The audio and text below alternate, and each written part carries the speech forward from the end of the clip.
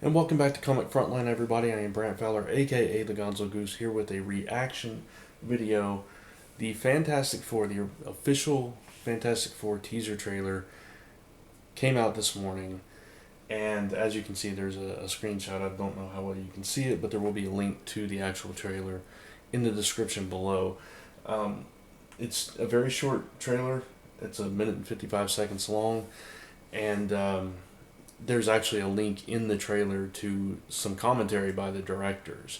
And there's going to be a story on comicrelated.com, which I will also add in this description below with a little bit more detailed thoughts with some other links that you guys can check out. All right, so as you know, everybody on Frontline has been very skeptical, kind of fearing this particular film because of the drastic the drastic changes they are doing to the Fantastic Four conceptually, and so on and so forth. And some of us, me especially, and I think Mike Spiderslayer as well, have kind of said we want to see a trailer, we want to see something before we make some kind of final judgment, even though things start sounding really bad and it's like, I don't know. Alright, so I'm not going to go into all the problems with the film. You guys have heard us talk about this on the live show and various other videos and so forth. What I'm going to comment is on the trailer. The trailer opens up with a narrative talking about how things change, and sometimes, as discoveries are made, you have to adapt, and tragedy comes with it, or whatever, yada yada.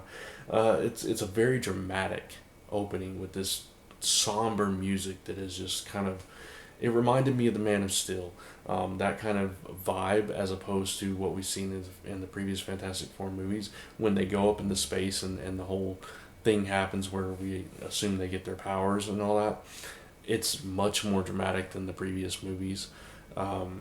It's a little bit grittier, a little bit darker, I'd say. But we still don't know much about it. I mean, it is a teaser trailer, so we got the bare minimum here. We didn't get a lot of detail on the characters or the story. We just see them kind of gathering together. We see glimpses of each one of them, like one of them's like playing baseball, one of them's working on a car, one of them's walking into the laboratory or facility or whatever, and we see them come together at the end, and obviously we see them in full on mode here. There's one point where Ben Grimm, the Thing, is coming up out of this. It's almost like a cocoon thing. He's emerging from this pile of dirt and rock and stuff. And you see his arm, and the directors actually said in the commentary this is the part of the trailer that they think is going to be screen capped and shared more than anything. Which, I mean, the Thing doesn't look bad. It's a lot less clean or polished. It's a lot rougher. I don't know how well you guys can see it on there, but it's different. It's different than we were used to with the Thing. Johnny Storm's suit is weird. There was some concept art that came out yesterday, and it's pretty accurate, as we can see here now. We don't know exactly where they are or what's going on. We don't know how Doctor Doom comes into play. He's not shown at all in the trailer. And we do see like military involved here and there. And there's not a whole lot to go on. First thought for me is that it actually does look interesting. It is intriguing. There's not enough here to really gauge what the film is going to be like, though. There's not enough to say whether I'm going to enjoy this film or not, or whether I'm even going to see it in the theaters or not. But I will say, just from the little bit that they showed us, it does look very interesting. It's a completely different direction. They did play up in the trailer that this is from the creators or the makers of X-Men Days of Future Past. Since that was pretty successful, they wanted to say we've got that connection. And I will say that in the director's commentary that is linked to, they did talk about the spirit of the Fantastic Four, how they talked to Stan Lee, and how they were trying to keep that family aspect going. So at least, if not in execution, they have embraced the concept of the Fantastic Four. They do reference the Ultimate Universe, which I never read the Ultimate Universe Fantastic Four. I know of it. I know things about it, but I never read it. But it seems like they really are taking a lot of notes from that version.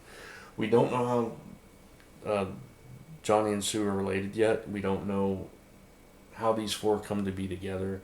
We don't know much at all. We just see bits and pieces here. It looks good. Um, you know, the narration didn't. I wasn't crazy about the narration. The music very dramatic, like I said.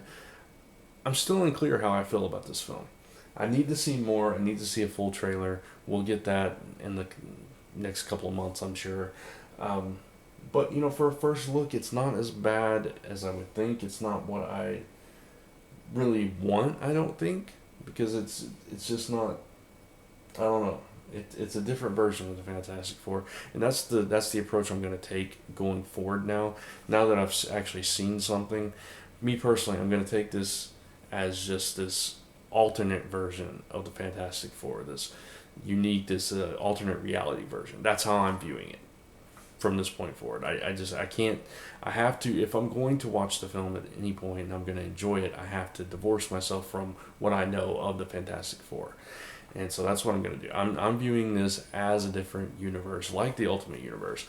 And, we'll see. I can't comment on whether this is good or not. My gut reaction is, okay, this doesn't look that bad. So that's my thoughts on it. That's really what I think. I think it doesn't look that bad, but I have to see more. I want to know more about the story. I want to know, if some of the stuff that we've heard is true, because there was talk that the studio was not happy and were getting rewrites and refilming stuff and stuff like that at this late stage. It comes out in August. So, we don't know what's going on with the film, what exactly we're going to see once all is said and done.